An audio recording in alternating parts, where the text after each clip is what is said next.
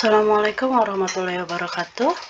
Hari ini adalah pembahasan di pertemuan pertama kita, yaitu mengenai pengantar komputer dan masyarakat serta sejarah komputer. Ini adalah materi pembahasan kita hari ini. Yang pertama adalah mengenai pengertian komputer, lalu pengertian masyarakat, kemudian apa itu komputer dan masyarakat, serta sejarah komputer.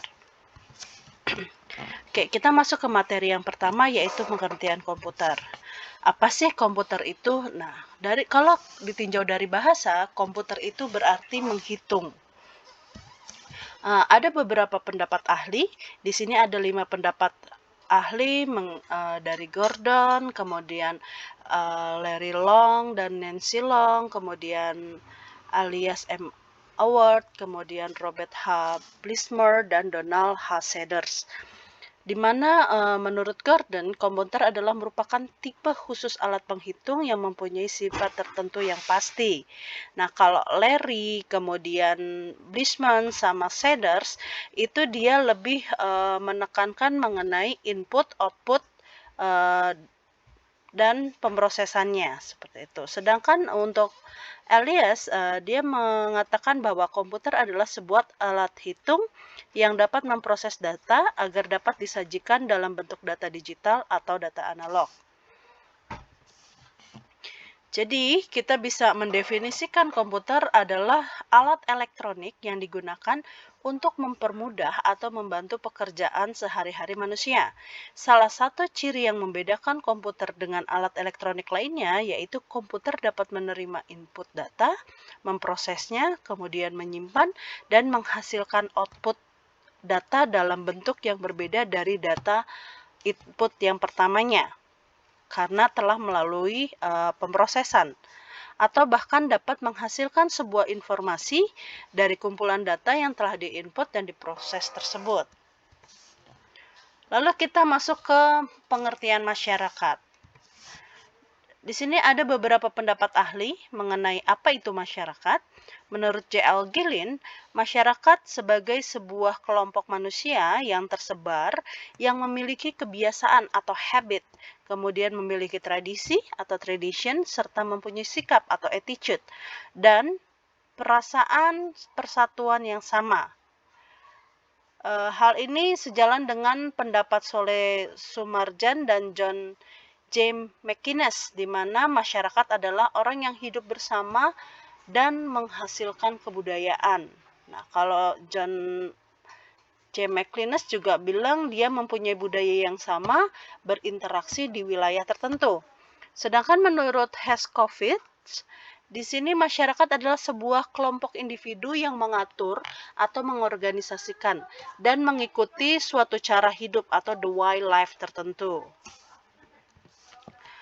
Berdasarkan ilmu etimologi yang mempelajari asal-usul kata istilah masyarakat, masyarakat ini merupakan istilah serapan dari bahasa Arab yang berasal dari kata masyarok yang berarti ikut berpartisipasi.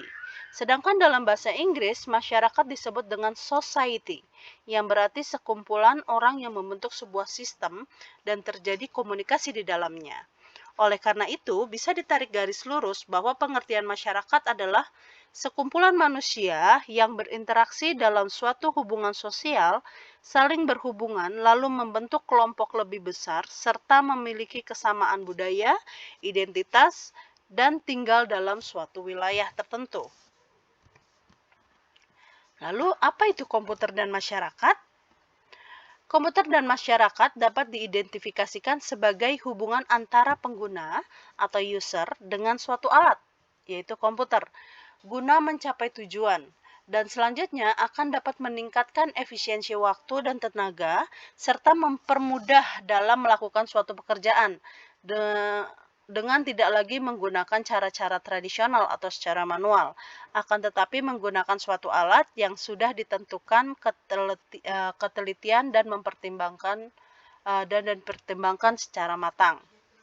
Konsep dasar komputer dan masyarakat dapat didefinisikan sebagai hubungan antara pengguna masyarakat dengan suatu alat komputer guna mencapai tujuan, dan selanjutnya akan dapat meningkatkan efisiensi waktu dan tenaga, serta mempermudah dalam melakukan suatu pekerjaan. Tentunya dengan ketelitian yang lebih baik. Nah, peranan komputer dan masyarakat. Tentunya semakin berkembangnya komputer dan hubungannya dengan masyarakat saat ini memiliki dampak positif dan dampak negatif. Nah, kita akan membahas masing-masing dampaknya tersebut. Dampak positifnya adalah tentunya komunikasi yang lebih baik. Dengan digunakan komputer dalam masyarakat, masyarakat jadi lebih mudah dalam berkomunikasi. Contohnya, bisa menggunakan telepon seluler mungkin, atau sekarang menggunakan jaringan internet. Bisa menggunakan seperti Zoom, lalu WhatsApp, dan lain-lain. Kemudian, informasi yang lebih mudah. Informasi sangat mudah diperoleh, cukup dengan berselancar di dunia maya. Kalau kata kita zaman sekarang mah tinggal tanya sama Mbah Google, apapun bisa dijelaskan oleh Mbah Google. Lalu, transformasi, soal ini ada salah ketik, transformasi yang lebih baik. Sebut saja Gojek, Grab, dan Traveloka. Dengan adanya ketiga aplikasi tersebut, kita dapat memesan ojek, taksi, dan tiket pesawat dari rumah kita. Jadi kita tidak perlu susah-susah jalan lagi ke pangkalan ojek untuk bisa naik ojek, seperti itu. Atau kita susah-susah menjegat taksi ke depan. Kalau zaman dulu nyari taksi kita harus ke jalan raya dulu, nunggu taksi, cari taksi yang lampunya nyala, kita stop. Nah, sekarang tidak perlu seperti itu, cukup klik di aplikasi, mobilnya datang langsung ke depan rumah, seperti itu. Lalu yang terakhir adalah pekerjaan yang lebih efisien. Komputer juga telah banyak digunakan untuk membuat sebuah pekerjaan menjadi lebih efisien tentunya. Dampak negatifnya, salah satunya adalah antisosial.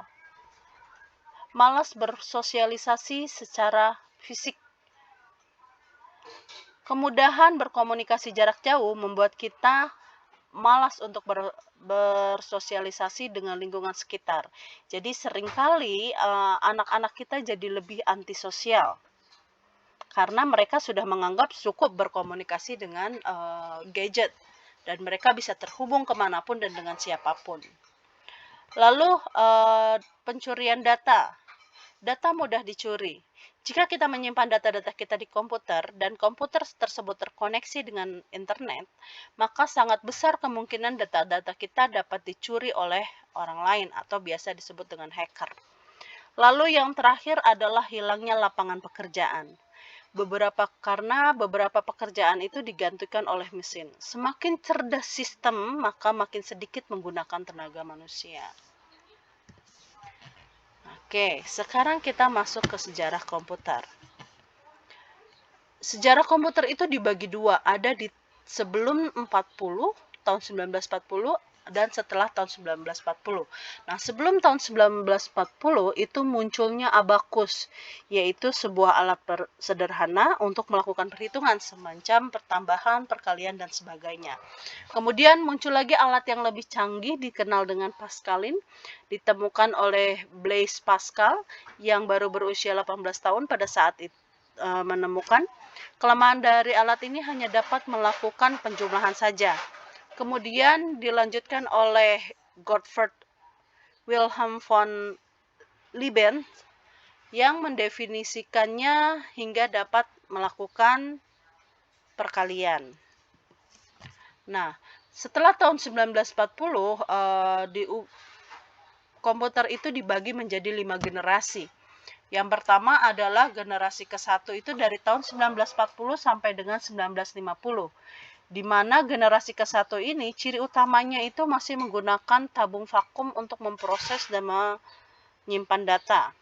Kemudian di tahun 1959 sampai dengan 1964 ini adalah generasi kedua, di mana komputer generasi kedua dapat menggantikan bahasa mesin dengan bahasa assembly. Di tahun 1964 sampai awal 80-an itu masuk ke generasi ketiga, di mana kemajuan komputer generasi ketiga lainnya adalah sudah menggunakan operating system. Nah, dan tahun 80-an sampai dengan tahun yang belum kita tahu, Tujuan pengembangan menjadi lebih jelas, yaitu memperkecil ukuran sirkuit dan komponen-komponen elektrik pada komputer. Nah, generasi kelima pada saat itu disebutnya masa depan, yaitu sistem yang mampu mengkoordinasikan banyak CPU yang bekerja secara serempak. Kenapa generasi keempat dan generasi kelima ini belum diketahui tahunnya? Karena memang kalau kita lihat dari ciri-ciri generasi kelima, kita sudah masuk ke generasi kelima. Tapi perpindahannya sangat soft dari generasi keempat ke generasi kelima. Nah, ini ciri-ciri komputer dari generasi ke generasi. Di generasi ke-1, ukuran fisik komputer itu sangat besar dan yang pasti dia sangat cepat panas. Kemudian sirkuitnya menggunakan vacuum tube. Nah, ini contoh gambar biru di sini. Ini adalah vacuum tube-nya. Kemudian proses kurang cepat dan kapasitas penyimpanannya kecil. Barangnya besar tapi dia hanya mampu melakukan pekerjaan yang sedikit gitu. Lalu program dibuat dengan bahasa mesin. Masih ingat mungkin kalau kalian masih ingat belajar sistem digital, nah bahasa mesin itu yang menggunakan digit biner. Lalu memerlukan daya listrik yang sangat besar. Tentunya dengan besarnya ukuran alat tersebut, tentunya dia akan semakin banyak menyedot listrik. Lalu orientasinya masih pada aplikasi bisnis. Nah, contohnya adalah generasi pertama yaitu komputer ENIAC, merupakan komputer elektronik pertama di dunia yang mempunyai bobot seberat 30 ton dan panjangnya 30 meter dengan tinggi 2,4 meter dan membutuhkan daya listrik 174 kW. Kemudian generasi kedua. Untuk generasi kedua, sirkuit berupa transistor sudah ada sistem operasi. Kemudian sudah mulai bermunculkan bahasa-bahasa pemrograman baru, yaitu COBOL, Fortran, Algol, serta kapasitas memori yang sudah cukup lebih besar. Lalu proses operasi sudah cepat dan membutuhkan daya listrik yang lebih sedikit. Lalu yang terakhir juga dia sudah berorientasi pada bisnis dan teknik. Komputer generasi ketiga, ciri-cirinya sudah menggunakan IC. Nah, ini gambar yang sebelah kiri bagian atas, ini menggunakan IC, contoh IC. Lalu pemrosesannya tentu jauh lebih cepat, kemudian kapasitas memorinya lebih besar lagi, penggunaan listriknya semakin kecil barangnya, penggunaan listriknya lebih hemat, kemudian bentuk fisiknya lebih kecil, serta banyak bermunculan aplikasi-aplikasi software yang bisa digunakan oleh banyak orang. Kemudian generasi keempat, nah dia menggunakan large scale integration. Lalu di generasi keempat ini sudah mulai bermunculan PC. Nah, yang paling terlihat adalah mikroprosesornya.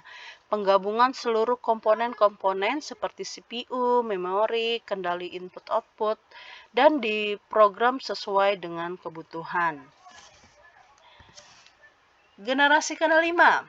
Nah, untuk generasi kelima, ditandai dengan kecanggihan komputer yang telah memiliki artificial intelligence. Nah, sekarang sudah banyak sekali sistem-sistem yang menerapkan AI, sehingga komputer di masa depan dapat memberikan respon atas keinginan manusia.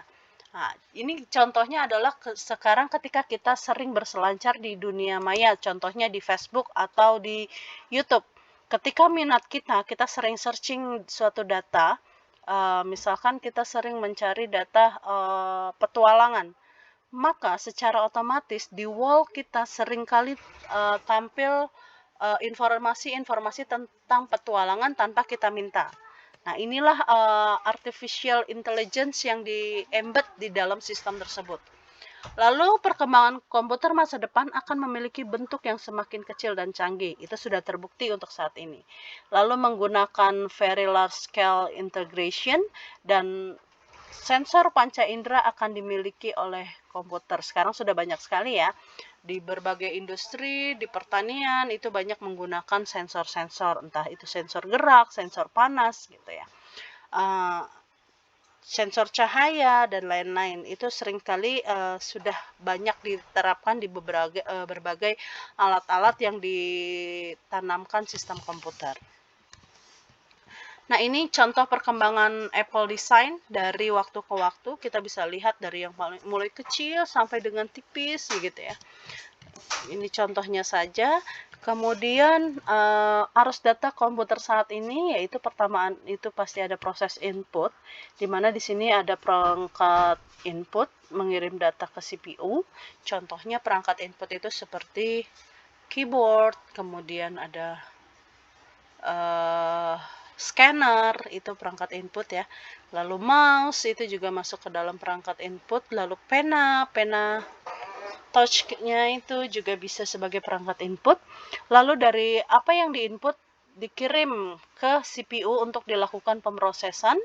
Nah, dalam CPU ini akan diproses data sesuai dengan keinginan si manusia, maunya diproses seperti apa, apakah perhitungan atau pengolahan kata, ya, atau pengolahan data seperti itu. Kemudian dari apa yang diinginkan itu, maka dia diperolehlah sebuah output. Nah, outputnya ini bisa berupa informasi, bisa berupa gambar, atau bisa berupa hasil pengolahan kata, atau hasil pengolahan data, dan banyak macamnya. Nah, biasanya dalam proses input dan proses ini, pasti ada proses yang namanya penyimpanan data, seperti itu. Nah, demikian materinya, ini latihan yang bisa kalian coba-coba dikerjakan. Demikian materi kita hari ini. Saya tutup. Assalamualaikum warahmatullahi wabarakatuh.